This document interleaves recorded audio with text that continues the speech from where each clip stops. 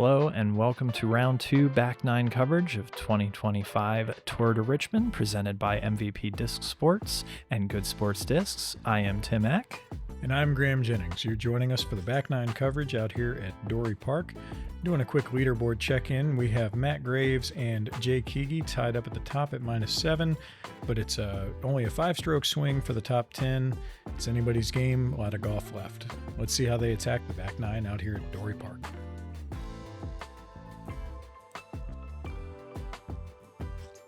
Hole 10 is a 278-foot shot through the woods. It's drifting slightly left to right to come to this basket with a couple trees nearby. There's a few ways you can chop this hole up. We're going to see Matt Graves showing us the flex line right now. There's also a small gap that plays for the lefty backhand or righty forehand coming through those trees and fading close to the green. Graves unfortunately makes it about halfway up the fairway. We'll see what he can do to save par or a potentially long throw in for birdie. Jay is going to take his AVR3 here and try and get it up there. He's throwing a slight flex, but he catches that first tree next to the short tee pad and kicks left. See what Andrew can do with his Envy. He's also going with a turnover shot. Fights his way up. Going to be circle 2 look. And here's that forehand approach that we talked about earlier. Really like that play, Justin. So Justin fades just in front of the tree before the basket. He should be in circle 1 with a pretty clear look at it.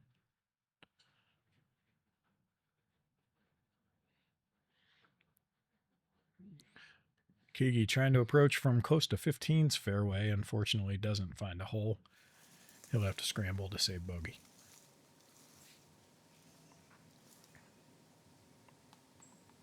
Looks like he's going to give this a little jumper bid. But caught up high, and the roll helps him out. There's a little depression there that will catch discs, and he should have a relatively short putt for his bogey. Gravy getting pretty lucky after not finding the path on his way to the tee. Gonna opt for a safe little chip shot. Bit of a soft bid there. He's known for his touch forehand, so no surprise he's trying to throw that in.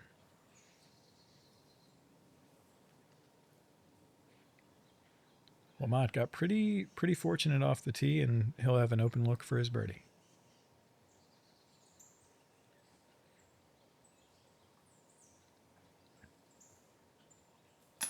Oh, just off the top.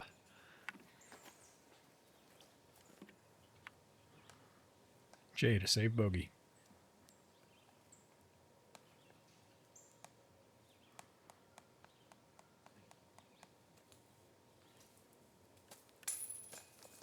Catches a little bit of chain, but unfortunately his putter faded just a little too quick for him to catch the basket. Oh, Justin with a great putt hits low and it just spits out over the edge of the basket. Strong side, but a little flat on these will sometimes spit out. So, unfortunate break for Rosak.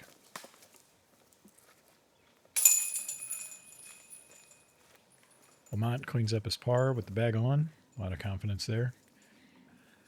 Keagy for double from an obstructed holly bush. No problem there. With this playing is the 10th hardest hole, so slightly on the easier side. These guys are definitely looking for birdies, but sometimes the short holes are the ones that get you, especially in a tournament. They're the ones you feel like you must get, and sometimes that just doesn't always pan out for the players. Hole 11 is a 352-foot downhill par 3. We come out of this gap here, and it's a very tight gap to get down to this basket. Carrying the whole distance is definitely very challenging. Yeah, the main thing is controlling it once you start entering that loss in elevation. You want to make sure that the disc fades straight or doesn't have a lot of left to right movement at the end of its flight to keep you on the green and get you a birdie.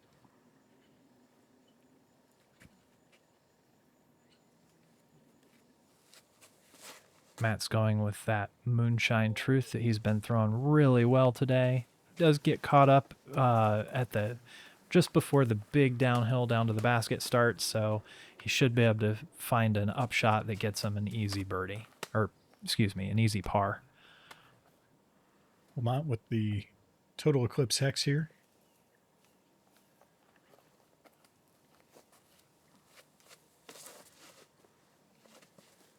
It's just absolutely laced. Why are you upset about that? All right, there we go. Wow. I wanted to go inside What of a it. great shot. Justin. Goes about 40 long on the 11th. Typically you're coming up short, so getting all the way along there is quite the feat by Andrew. 300 PA3 from Rosak. Following the vapor trails, but holds the turn a little bit, catches a tree, and lands in circle 2 for a downhill look for birdie.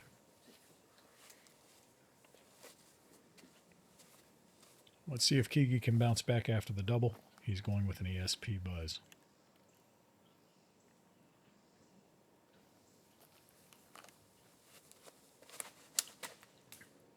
It's pulled to the right, but it gets a little love. And it falls down on the right side. He'll have an obstructed circle 2, maybe just outside of circle 2 look. Here's Matt up at the top of the hill. You can see he's just lining up to throw something down. Looks like his spore. Yep, just gives it a little soft bid, slides the spore up next to the basket. A little bit overturned, but he's happy to be in circle 1 after the errant drive. Keagy once again opting for the jump putt approach from out of position.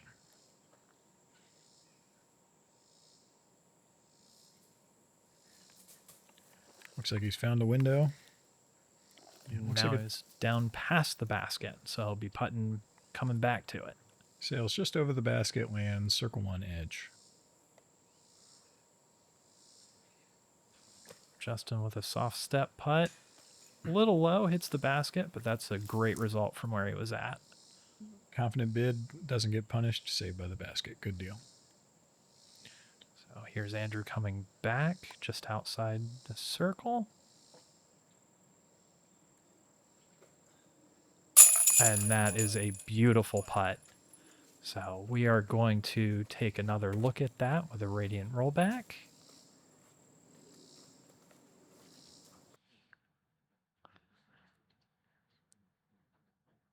Just puts it up high. Just great hitting the top right and letting it drop down into the basket for him. A great drive followed by a great putt.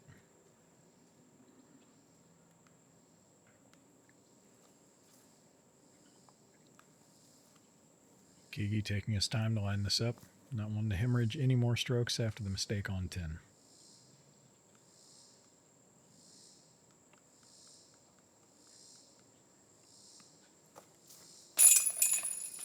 Low but in. He's good for it. Sometimes those putts that find their way into the basket don't always inspire a ton of confidence. Let's see how Jay handles that as he moves into the next few holes. Gravy saves his par. And same with Justin, just tapping in an easy par. Hole 11 played as the 6th hardest hole on the day.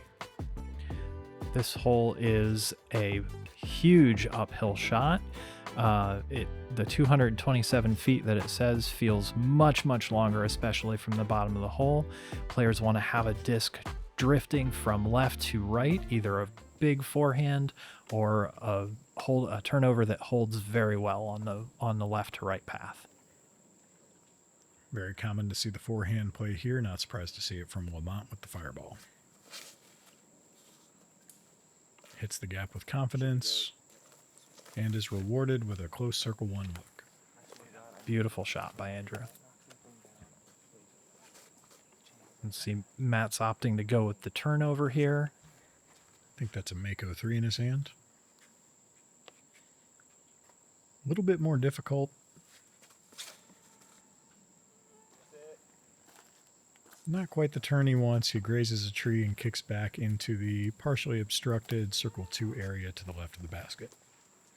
There are looks from over there, but they're definitely much more challenging than what you get when you're throwing a forehand straight to it.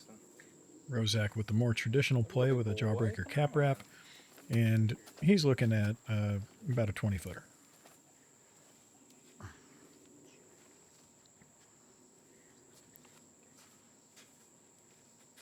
Jay has also opted to go with the forehand. He's using a DD3 here. Looks a little inside, but it does get through, and he is a little past the basket and below it, so putting uphill at it. Great ground play. Let's see if Graves can find a window. Oh, right off the top, a great bid for it. Rosak for birdie from 20.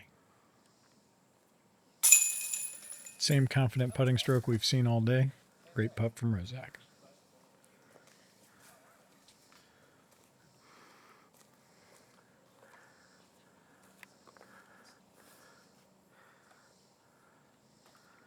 Keagy trickled a little downhill, but he's well inside the circle. And he's good for the birdie putt.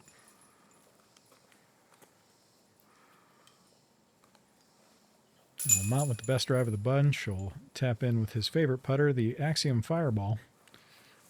Just kidding, of course. And Gravy cleans up his 3. Hole 12 played as the 5th easiest hole on the day. Hole 13 is a 287-foot par 3 that is a choose-your-own-adventure. You can go the left gap or the right gap. Unfortunately, we did lose a few trees that were dead and dangerous to players over the course of this year, so it did get a little bit easier, but you still have to pick your line and commit, and there is trouble off the fairway, so you definitely want to pick a line and hit it. Lamont opting for the left gap with his Envy, hoping to slowly drift it to the right and find the green. And he most certainly found the green. He is very, very close to the basket. That Space Race Envy is well seasoned and loves to hold a line once he puts it on it. Rosak opting for the forehand, going for a flex line. Looks a little too flexed.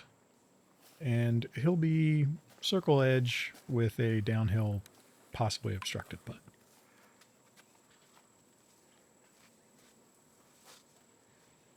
Jay's setting up for a backhand here. I believe that's his Mako 3 he's going with. Mm-hmm.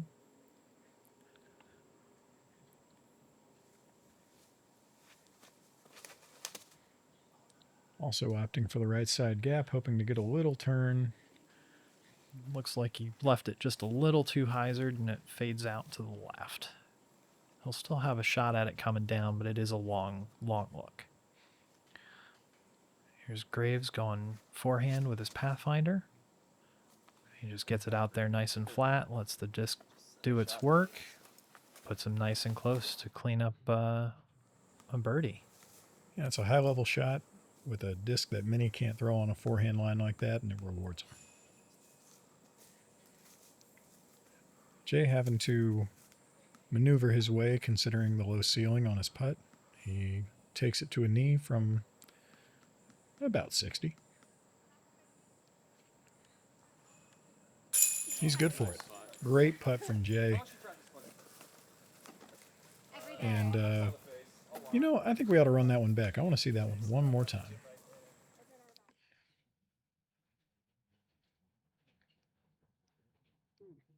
Beautiful. From a knee, right in the heart of the chains. Great hyzer putt from Jay Keagy. It's even got him smiling after that. It's when you know it's good.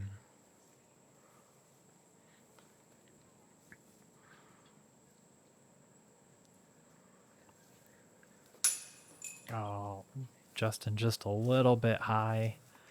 Coming with those downhill putts, it's very tough to get it low enough to hit the chains.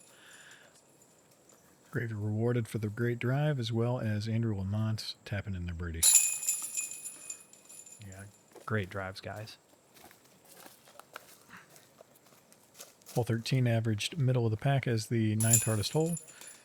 No surprise to see the lead card making easy work of it.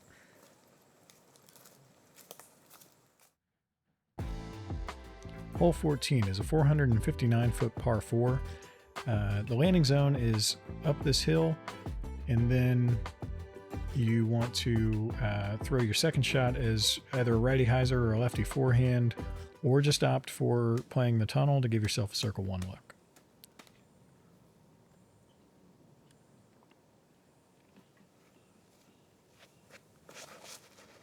Lamont opting to hyzer flip his hex, and he lands pretty much in A1 position. He's going to be able to attack the basket from there for birdie.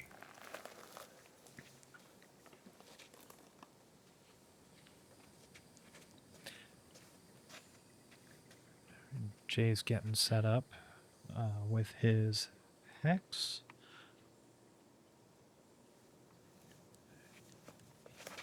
He's going up high and pushes it to the right side, but does get through. He is in a pretty good position, a little further back than Andrew. It's about the very back side of the landing zone for sure.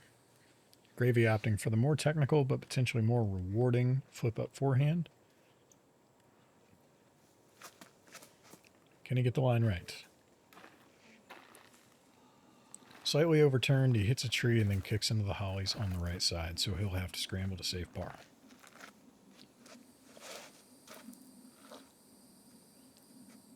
Rosak really simplifying the hole with an overstable mid-range. There's love, baby. There's love, baby. We hear that great energy from the card we've been talking about all day. This has been a really fun card to film. These guys have a lot of chemistry and really enjoy playing together and just having a good time. It's always great to hear.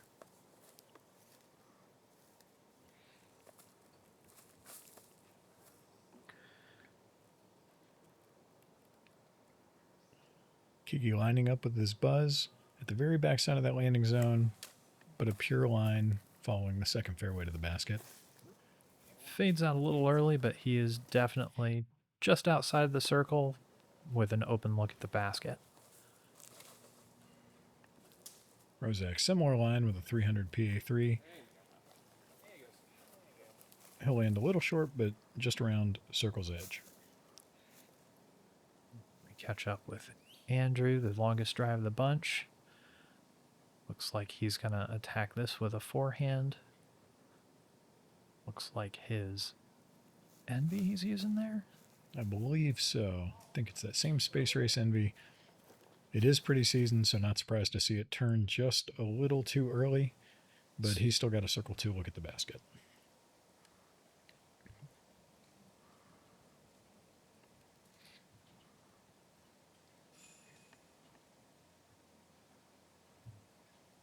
Oh my God, dude. Yeah, a little bit of frustration there. Yeah, just barely missed to the right. I think he would have been really stoked had he gotten that 4th in a row. Absolutely. Matt Graves for birdie, circle 2. Just a little low on it. Easy tap in par, but I know he definitely wanted that one. Especially after the scramble from out of position. Mm-hmm.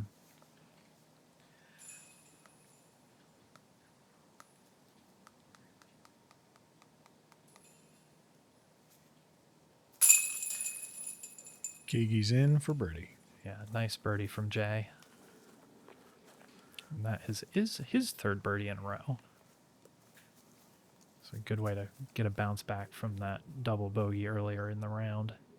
Absolutely.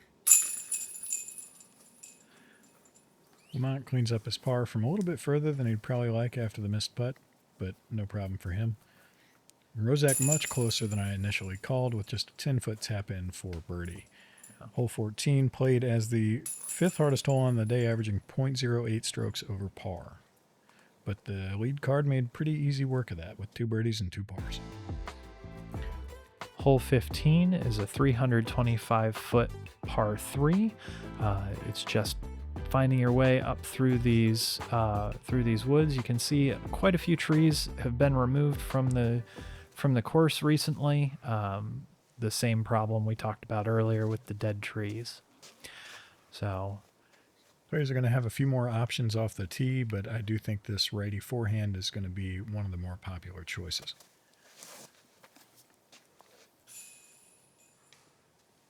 Line looks good. J will fade. Probably going to be close to circle one's edge, if not inside of 30 feet. Rosak going with the Z Raptor here. Going to try to follow the vapor trails of J. Keagy.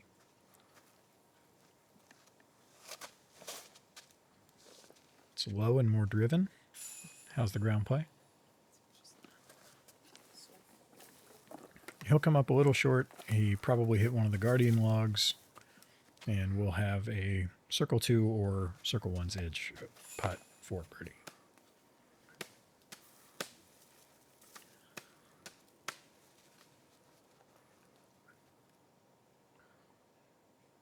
Andrew's setting up with his fireball. He's going forehand as well.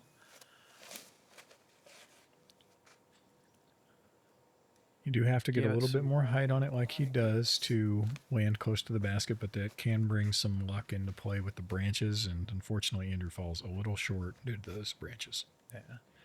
And Matt is also lining up with a forehand. I'm actually a little surprised nobody opted to go up that right-hand side. I see a lot of people do like going that way with the backhand, but all these guys have great forehands, so no surprise that they did lean on that. Gravy didn't like that out of his hand, but sometimes they're so bad they're good, and he's going to be up close to circle 1 for birdie. Rosak from 40.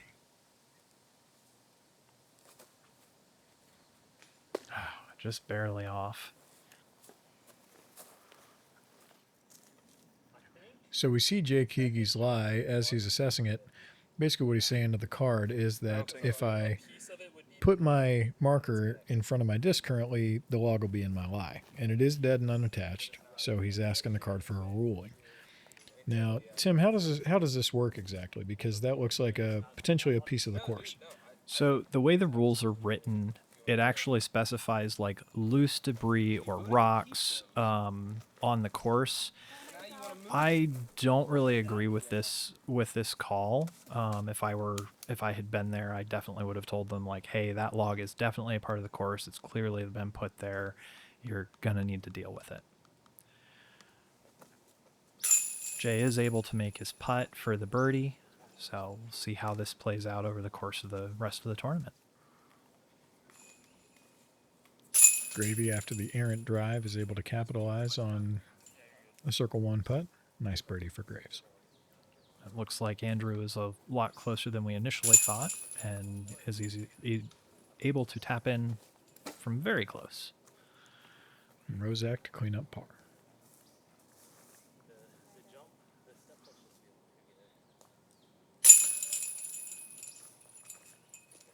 .15 played as one of the easier holes on the day at .31 strokes under par.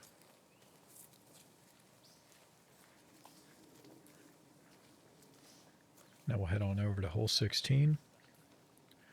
Hole 16 is a 359-foot par 3. It's a big righty hyzer. You want to air it out in this gas line easement and fade it gently into the basket. Sometimes you can get a little bit lucky with an early drive through the trees that the drone just flew through. Let's see how they attack it.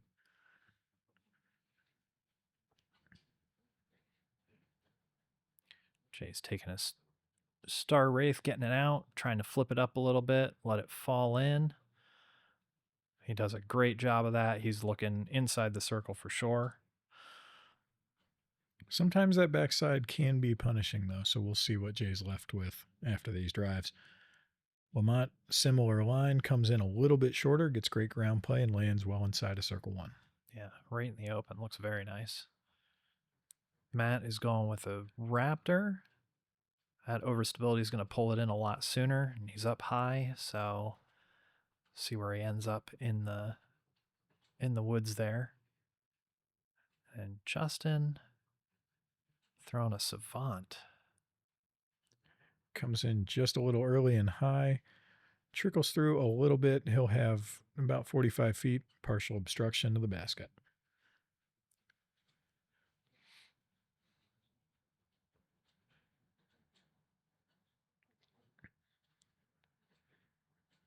Gave it a good, honest bid. Unfortunately, just fell a little short, but he can clean up the par without too much issue.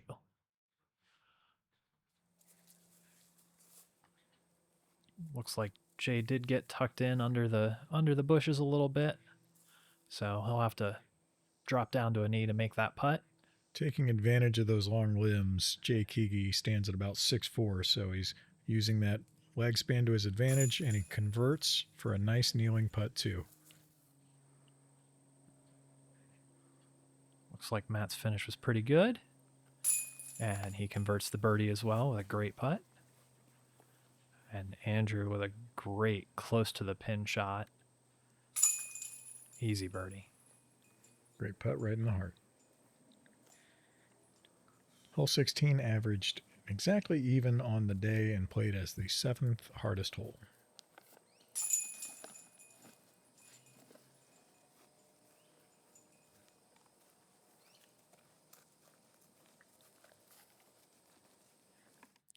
Moving on to hole 17, we're starting off the right side, just tucked against the wood. It's not really in it. We have a long open shot. We're trying to go down and back up this little ravine, and we have a basket up at the top. It is a par 4, 525 feet, but we will see a few folks who can try and get there in one. I definitely think all these guys are licking their chops on this hole.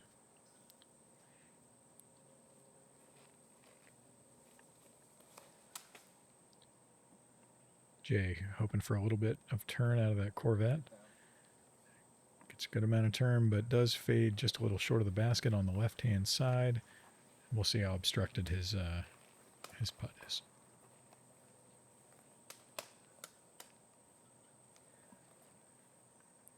Andrew's next, throwing a photon.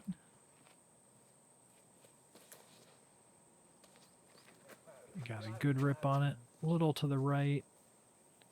He's going to be over on the right-hand side.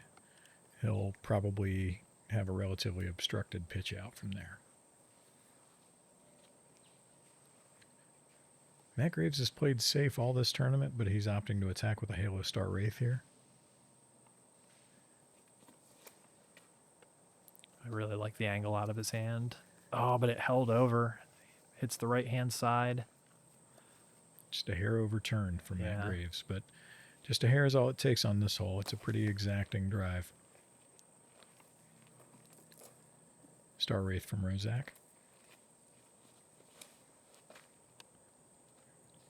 Doesn't look like he got the turn he wanted on that. It kind of goes just straight across the fairway over to the left-hand side. Gravy relatively spared by the foliage on the right-hand side. He's not too deep in. See if we can find a window to approach.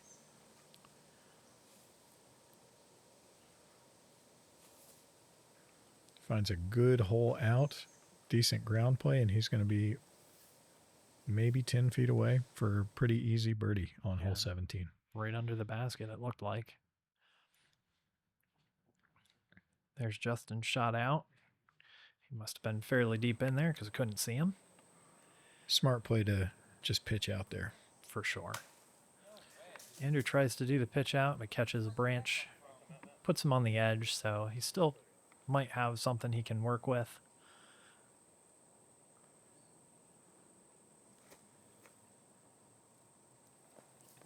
Rosak, good bid, just a hair over, and he'll be about 10 feet away. Lamont gets to the edge from about 45. Just tags the band. Not quite, but he's still looking at par, so not too much harm.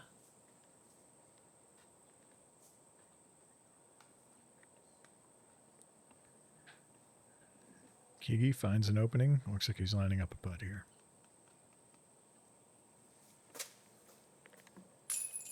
Nose up spinner out of the chains for eagle. Great bid by Keagy.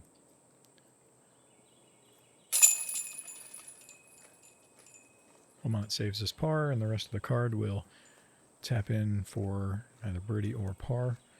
Hole 17 was the easiest hole on the day, averaging 0.88 strokes under par.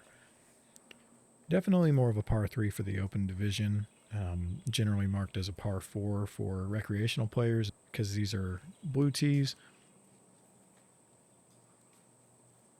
And shout out to Kyle Lewis and 2 MA1 players, Jacob Stoner and Mark Gibson, for their eagles on hole 17. Great job, guys.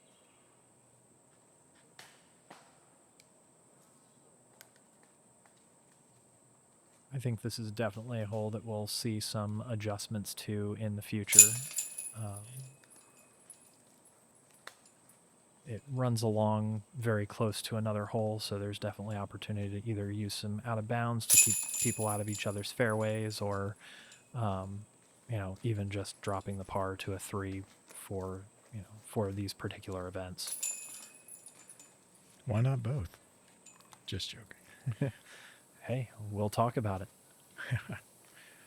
Great job by the lead card, staying under par on average as we head into hole 18. Hole 18 is a par 5, 588 feet. Might seem short for a par 5, but it is a pretty tight technical hole the whole way through. You want to hit the first landing zone to get a shot to try and get all the way up here for the eagle bid if you can get it. But definitely a big challenge, and I expect we'll see more people just settling to go for a birdie than trying to attack it the whole way. Absolutely. Most of these guys are hoping to sail these right over the short tee pad and land in the second fairway. Keagy lines up a forehand. Hits the gap well. He is a little inside. But that thing is blasted, and he finds the split in the fairway on the right-hand side, so he'll have some options to get up there. Yeah, definitely a very playable lie.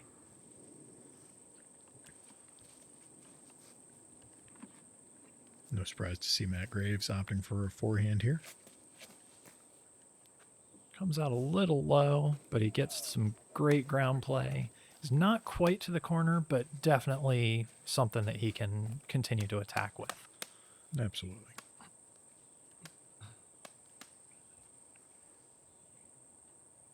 No surprise to see all these guys with serviceable forehands opting for that shot. Andrew Lamont throws a mayhem. Heiser flips it, comes out a little bit early, but he's through most of the problem, and he could still save a birdie from there.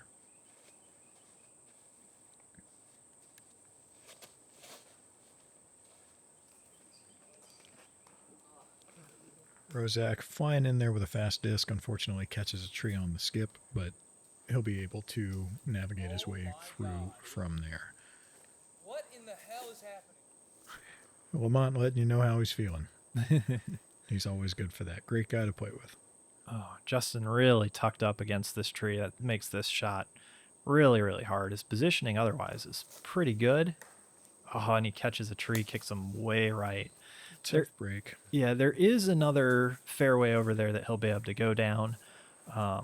But, having that redirection definitely does not help. Gravy playing safe, just trying to get to that second fairway. Unfortunately finds a tree on the left-hand side.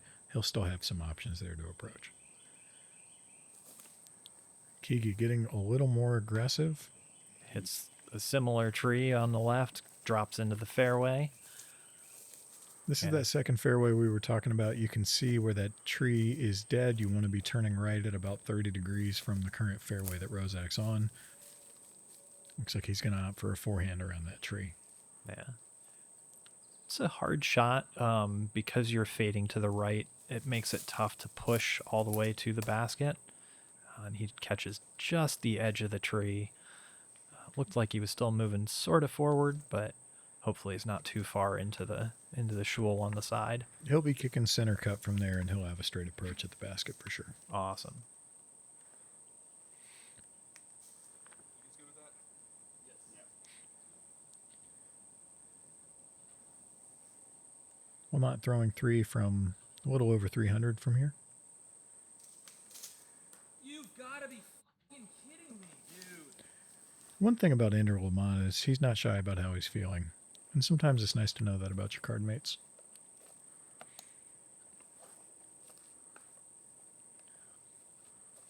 Matt's coming back to that very, very used A5. Absolute staple in his bag, for sure. Yeah.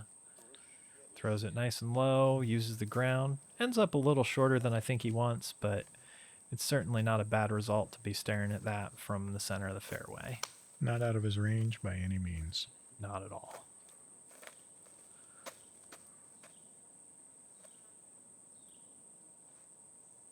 Jay's going to use his zone to get up under the basket. A little flex shot. He'll go a little past. That tree is probably 12 to 15 feet at the most away from the basket, so mission accomplished there. Lucky break for Jay Keagy.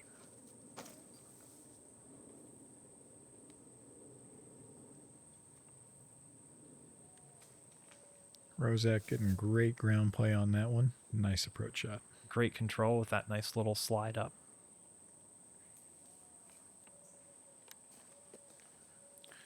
That's a great out from Andrew after the unfortunate kick. Absolutely. A frustrating hole for Lamont, but keeping it to a single bogey is about the best you can do. Yeah.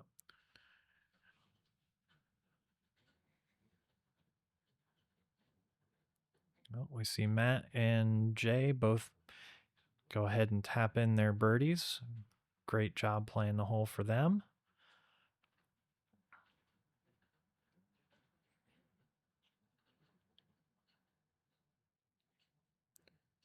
Oh, Andrew just chained out slightly left, and Justin taps in his par. Tough break for Lamont after a tough hole.